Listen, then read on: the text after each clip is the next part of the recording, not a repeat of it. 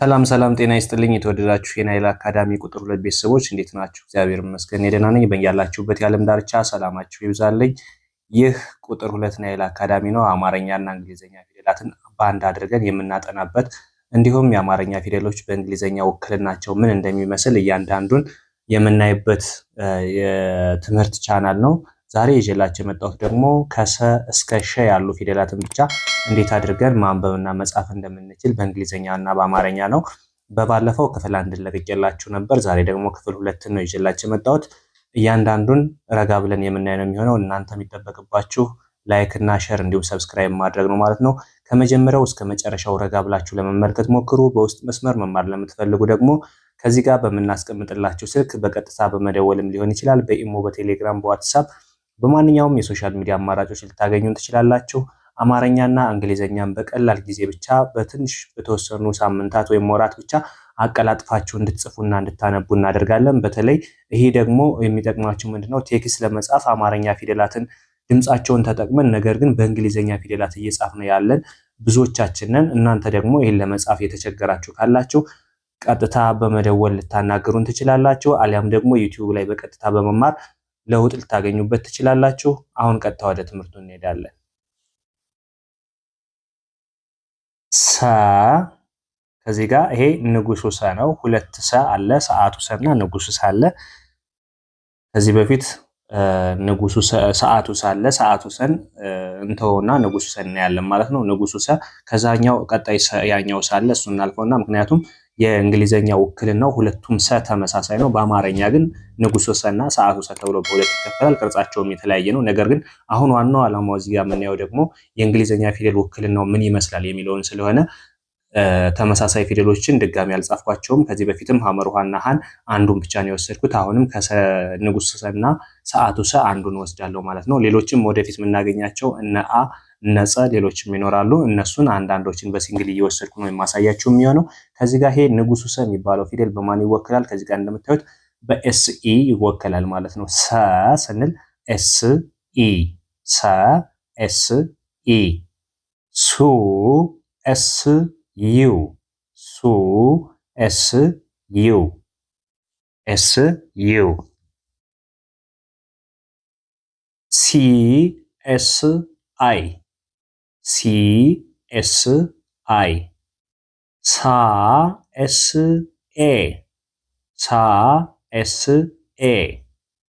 ሴ ኤስ ኢ። የአምስተኛው ፊደል ከመጀመሪያው ጋር ውክልናው ተመሳሳይ ነው። ነገር ግን ስናነባቸው የተለያዩ ናቸው። ውክልናቸው ግን የእንግሊዘኛ ፊደሎች ኤስኢ ኤስኢ ነው የሚሉት። ነገር የመጀመሪያውን ፊደል ስናነብ ሰ ነው የምንለው። ይችኛዋን ሴ የምትለዋን ደግሞ አምስተኛዋን ጠበቅ እናደርጋታለን። የድምጽ ልዩነት አላቸው፣ ነገር ግን ውክልናቸው ተመሳሳይ ነው። ከዚህ ጋር እንደምታዩት የመጀመሪያ ፊደል ሰ እና የአምስተኛ ሴ ተመሳሳይ ስለሆነ ብላችሁ ውክልናቸውን ስታነቡ የአማርኛውን ፊደልም ሰ ወይም ሴ ብላችሁ በአንዱኛው ብቻ እንዳታነቡት። የግድ የመጀመሪያውን ሰ ነው የምንለው፣ አምስተኛዋን ደግሞ ጠበቅ አድርገን ሴ ማለት አለብን። ሴ። ከዛ ወደ ስድስተኛው ስነድ ስ በማን ነው የሚወከለው? በኤስ። የአማርኛ ውክልና የእንግሊዘኛ ፊደሎች የምናገኘው ስድስተኛ ወይም ሳድስ ፊደሎች ላይ ብቻ ነው። ሌሎች አሁን ከዚህ ጋር እያንዳንዱ ላይ ስታዩት ኤስ ኤስ ኤስ ኤስ የሚላሉ ከመጀመሪያው እስከ መጨረሻው ኤስ አለች አይደለ?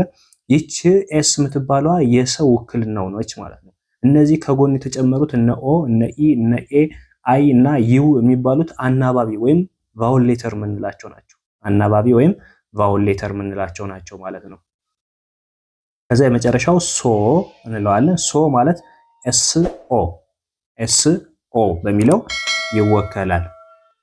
ሶ፣ ስ፣ ሴ፣ ሳ፣ ሲ፣ ሱ፣ ሰ። ከሰ ቀጥሎ የምናገኘው ፊደል ደግሞ ረ እንለዋለን። ረ ውክልናው በማን ነው? በአር። እያንዳንዱ ላይ ስታዩት የመጀመሪያ ፊደሉ የእንግሊዘኛ ፊደሉ አር ነው አይደለ? መጀመሪያ ላይ እንደምታዩት ሁሉም አር ነው። ስለዚህ ውክልናው ማን ነው ማለት ነው?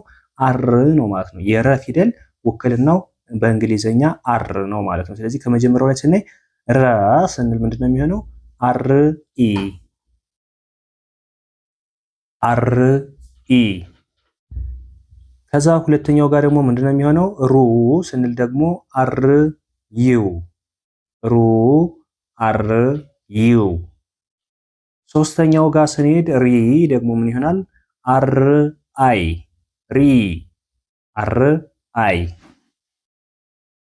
ወደ አራተኛው ስንሄድ ደግሞ ራ ራ ስንል አሁን በአማርኛ አፋችንን እንከፍታለን አይደል? ራ ስንል አ ሚል ድምጽ ይኖረዋል። ስለዚህ ከዚህ ጋር አር ኤ ይሆናል ማለት ነው። አር ኤ ራ አር ኤ።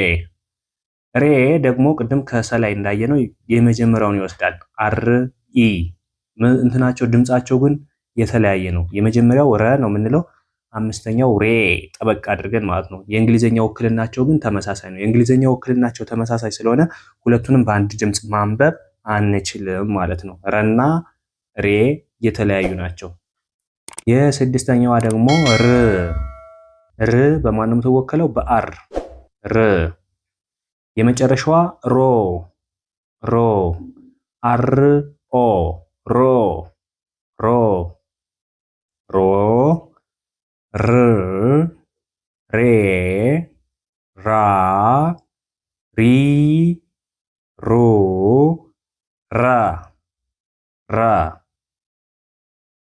ከዚህ በመቀጠል የምናገኘው ሰ ሰዓቱ ሰ ነው። እዚህ ጋር ሰ የሚለውን በውክልና እያየን ስለሆነ አሁን ወደ ሸ ነው የማልፈው። ሰን ራሳችሁ ማየት ትችላላችሁ፣ ተለማመዱበት። ቀጥታ ወደ ሸ ነው የሚሄደው። አሁን ሸ ደግሞ ውክልናው ምን ይሆናል? የሸ ፊደል ውክልናው ምን ይሆናል? ኤስ ኤች ኤስ ኤች። የሸ ውክልና የምናገኘው በእንግሊዘኛ ማን ብለን ነው?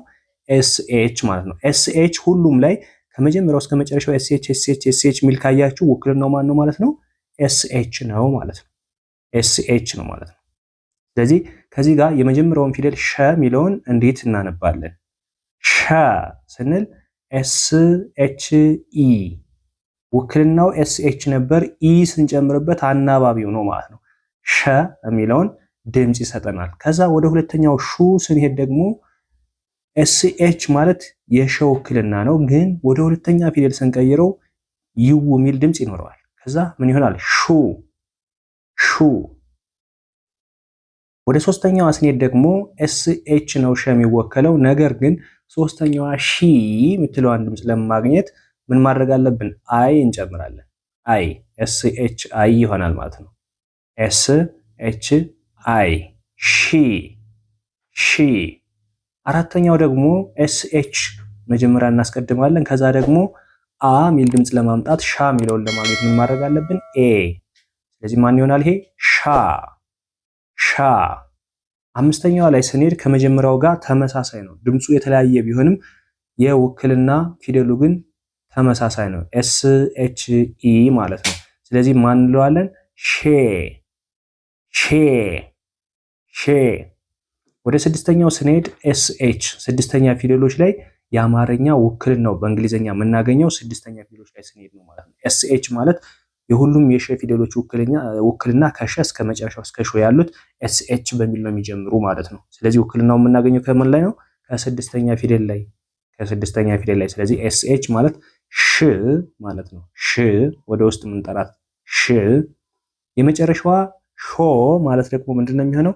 ኤስ ኤች ኦ ሾ ኤስ ኤች ኦ ሾ ሾ ሾ ሽ ሼ ሻ ሺ ሹ ሸ ሸ። ቤተሰብ ዛሬ ያየናቸው ከሰ እስከ ሸ ያሉ ሶስት ተከታታይ ፊደሎችን እንዴት አድርገን በአማርኛና በእንግሊዘኛ ውክልናቸውን እንደምናጠና ረጋ ብለን ያየነው ቪዲዮ ነው። እናንተም አብራችሁን ስለቆያችሁ ከልብ እናመሰግናለን። በድጋሚ እዚህ ቻናል አዲስ የሆናችሁ ላይክ እና ሼር እንዲሁም ሰብስክራይብ ማድረጋችሁ እንዳይረሳ። ለሌሎች አማርኛና እንዲሁም እንግሊዘኛ በአንድ ላይ አጣምረው ማንበብና ማጥናት ለሚፈልጉ በተለይ ደግሞ በእንግሊዘኛ ፊደል ተጠቅመው አማርኛ ድምፁን በማድረግ ቴክስት መጻጻፍ ለሚፈልጉ ሁሉ ሼር አድርጉላቸው እያልኩ ከወዲሁ አሳስባለሁ። እንደምታዩት ቻናሉ ገና አዲስ የተከፈተም ስለሆነ ሼር እና ሰብስክራይብ ማድረጋችሁን አትርሱ። በዚህ በተጨማሪም ላይክ እያደረጋችሁ ለፉ። በሌላ ክላስ ከምንገናኝ መልካም ጊዜ ይሆንላችሁ።